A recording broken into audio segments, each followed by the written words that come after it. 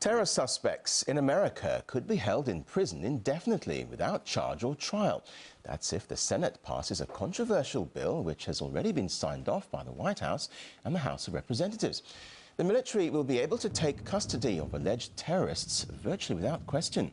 Critics say it would be a stark violation of human rights. Well, let's get some reaction to this from John Glaser, assistant editor at antiwar.com, who joins us now. Thank you for joining us. The White House initially opposed the bill. Why has it changed its mind? Well, the White House initially explained that it would veto the bill because these provisions mandating military custody amounted to a restriction of the president's authority. But in truth, it's reasonable to assume that a veto threat was mere political theater because Senator Carl Levin, one of the provision's primary authors, revealed during Senate debate that it was the Obama administration itself who requested the inclusion of language mandating military detentions, including U.S. citizens in that language. So you could say the administration never really changed its minds. It was just sort of doing it for public consumption. Now, how do you expect the international community to react, though? What can they do about it, if anything?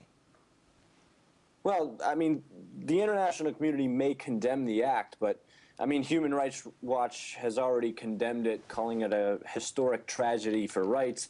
But I doubt the international community will do anything about this because the bill merely codifies into law the status quo. I mean, that is to say, the government has already assumed that they have the power to detain U.S. citizens indefinitely without trial.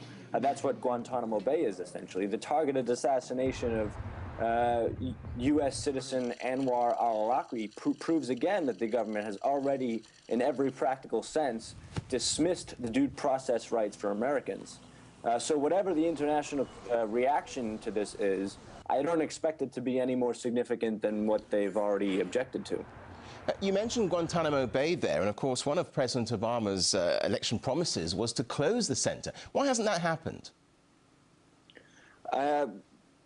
I'm skeptical it was ever Obama's plan to actually do that. I mean, he faced some congressional backlash for wanting to close Guantanamo so early, but he's already agreed to indefinite detention for the people that are left into Guantanamo, and this bill that we're talking about has within it language that would prevent the transfer from Guantanamo to U.S. prisons and any sort of U.S. trials for the people that are still at Guantanamo right now. So, you know, I think that people were just fooled by Obama's promises regarding Guantanamo. And historically, I mean, the last time Congress passed indefinite detention legislation was during the communist-hunting McCarthy era in the 1950s, but was vetoed by the then president. Is Washington really prepared to cross that line now? Well, my understanding is that Congress overrode that 1950 veto by Truman. And so there was a sort of anti-communist hysteria back then. And right now there's an anti-Islamic terrorism hysteria now. And I think we're in another sort of era like that. So obviously, since this law merely codifies already existing status quo policy by the government, yeah, it seems unfortunately like Washington is ready to do this yet again. What's likely to happen then in the Senate, in your opinion? Will it actually go through? Oh, yes. I mean, it's almost certain. The Senate already passed a version of this bill, and the vote was 93-7. So only 7 senators object to the literal evisceration of the Fifth Amendment.